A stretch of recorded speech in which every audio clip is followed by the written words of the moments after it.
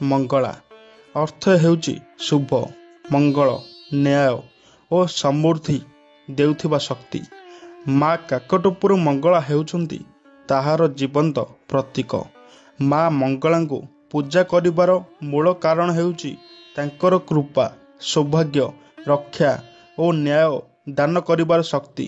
ଯିଏ ଦୁଃଖୀ, ଦୁର୍ବଳ ଓ ଅନ୍ୟାୟ ପୀଡ଼ିତାଙ୍କ ପକ୍ଷରେ ନ୍ୟାୟ ଦିଅନ୍ତି। ବିବାହ, ସନ୍ତାନ ଓ ଘରୋଇ ଶୁଭ କାମନା ପୂରଣ ପାଇଁ ମା ମଙ୍ଗଳାଙ୍କୁ ଗୁରୁତ୍ୱ ଦିଆଯାଏ। ମା ମଙ୍ଗଳା ଦେବୀ ଅସୁର ନାଶିନୀ ଏବଂ ଭକ୍ତ ପାଳନକାରୀ ଅବତାର।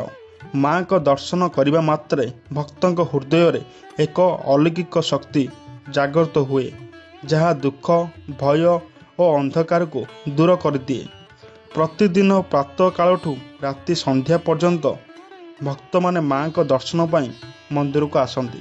କେହି ତ ତାଙ୍କର ସନ୍ତାନ ପାଇଁ ଗୁହାରି କରନ୍ତି, ଆଉ କେହି ଅନ୍ଧକାର ଜୀବନରେ ଆଲୋକ ଖୋଜନ୍ତି।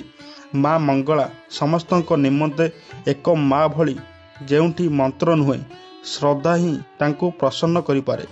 ମାଙ୍କ ଚରଣ ଛୁଇଁଲେ ଭକ୍ତମାନେ ଅନୁଭବ କରନ୍ତି, ଜଣେ ଜୀବନଯାତ୍ରୀ ମାଙ୍କ ନିକଟରେ ଆଶ୍ରୟ ନେଇଛୁ।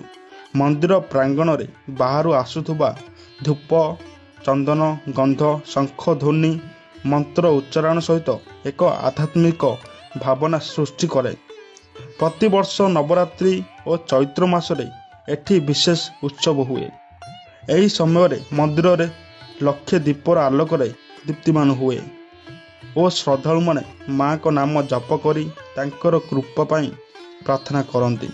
କୁହାଯାଏ, ଯେଉଁମାନେ ମା ମଙ୍ଗଳାଙ୍କୁ ଶ୍ରଦ୍ଧାରେ ଡାକନ୍ତି, ସେମାନଙ୍କ ଜୀବନରେ ଅନ୍ଧକାର ଦୂର ହୁଏ, ଶାନ୍ତି ଓ ଶକ୍ତିର ଆବିର୍ଭାବ ହୁଏ।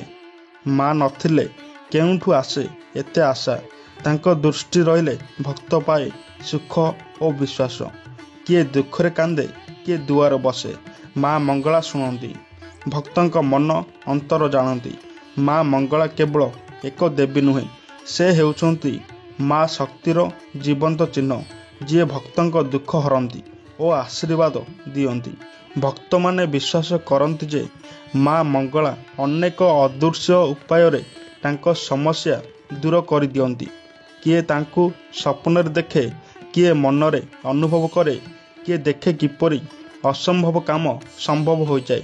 ଅନେକ ମାନ୍ୟତା ଅଛି ଯେ ଯେଉଁଠି ଲୋକ ନିରାଶ, ଅନ୍ୟାୟ ଓ ଦୁଃଖରେ ଅଛନ୍ତି, ସେମାନେ ମାଙ୍କୁ ସ୍ମରଣ କରନ୍ତି।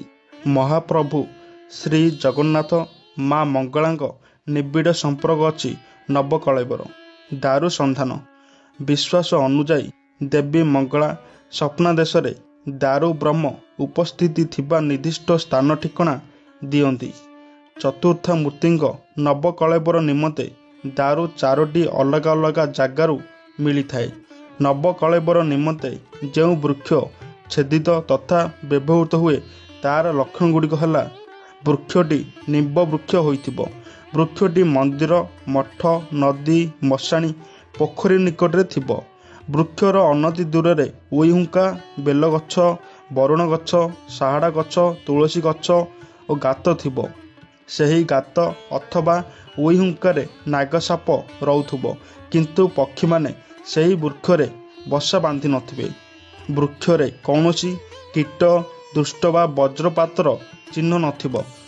ପୂର୍ବରୁ କୌଣସି ଡାଳ ଛେଦିତ ହୋଇନଥିବ। ସେହି ବୃକ୍ଷରେ ଶଙ୍ଖ, ଚକ୍ର, ଗଦା ଓ ପଦ୍ମ ପ୍ରଭୃତି ଚିହ୍ନମାନ ଥିବ। ଉପରୋକ୍ତ ଲକ୍ଷଣଗୁଡ଼ିକ ମଧ୍ୟରୁ ଅଧିକାଂଶ ଲକ୍ଷଣଯୁକ୍ତ ଦାରୁକୁ ଶ୍ରେଷ୍ଠ ବୋଲି ମନେକରି ଅନ୍ୱେଷଣକାରୀ ଦଳ ଠିକ୍ କରିବା ପରେ ବିଶ୍ୱକର୍ମା ଦାରୁକୁ ମାପ କରନ୍ତି ଓ ତାପରେ ଦାରୁ ସମାପ୍ତ ହୁଏ।